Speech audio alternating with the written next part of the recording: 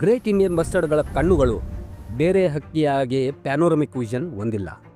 ಆದರೆ ಎರಡೂ ಸೈಡಲ್ಲಿ ವಿಶಾಲವಾದ ಅಂದರೆ ತುಂಬ ವೈಡಾಗಿ ಇರೋ ವಿಷನ್ ಅವುಗಳಿಗೆ ಕಾಣುತ್ತೆ.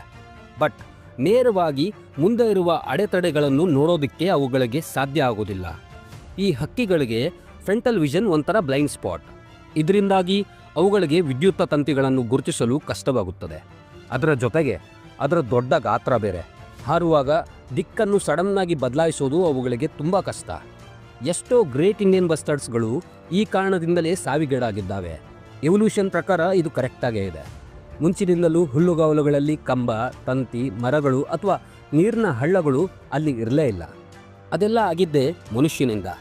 ಅದು ಇತ್ತೀಚೆಗೆ ಹಾರ್ಡ್ಲಿ 100 ವರ್ಷಗಳಿಂದ ಈಚೆ ಇರ್ಬೋದು. ಮನುಷ್ಯನು ಹೀಗೆ ಅವೈಜ್ಞಾನಿಕವಾಗಿ ಅಭಿವೃದ್ಧಿ ಕಡೆಗೆ ಮುಂದೆ ಬರೆದ್ರೆ ಮಿಕ್ಕ ಎಲ್ಲ ಪ್ರಾಣಿಗಳಿಗೂ ದಿಸ್ ಕುಡ್ ಬಿ ಡೆಡ್ಲಿ.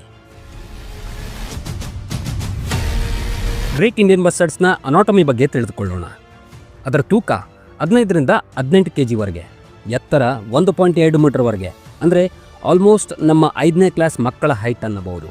ಈ ಪಕ್ಷಿಯ ವಿಂಗ್ ಸ್ಪ್ಯಾನ್ ಅಂದರೆ ಅದು ರೆಕ್ಕೆ ಚಾಚಿದಾಗ ಅದರ ಅಗಲ ಸುಮಾರು 7ರಿಂದ 8.5 ಅಡಿ. ಜಸ್ಟ್ ಇಮ್ಯಾಜಿನ್ ಮಾಡಿ, ಮಹೇಂದ್ರ ಸಿಂಗ್ ಧೋನಿಯ 4 ಬ್ಯಾಟ್ಗಳನ್ನು ಒಂದರ ಹಿಂದೆ ಒಂದರಂತೆ ಲೈನಲ್ಲಿ ಇಟ್ಟರೆ ಅಷ್ಟು ಅಗಲ. ಇದು ತುಂಬ ನಾಚಿಕೆಯುಳ್ಳ ಪಕ್ಷಿ. ಮನುಷ್ಯರು ಕಾಣಿಸ್ಕೊಂಡ್ರೆ ತಕ್ಷಣ ದೂರ ಓಡಿ ಹೋಗುತ್ತದೆ. ಬಟ್ ಅದರ ಹಾರಾಟ ತುಂಬ ಪವರ್ಫುಲ್. ಆದರೆ ಕಾಗೆ ಪಾರಿವಾಳದ ಹಾಗೆ ಸಡನ್ನಾಗಿ ಹಾರೋಕ್ಕೆ ಬರೋಲ್ಲ.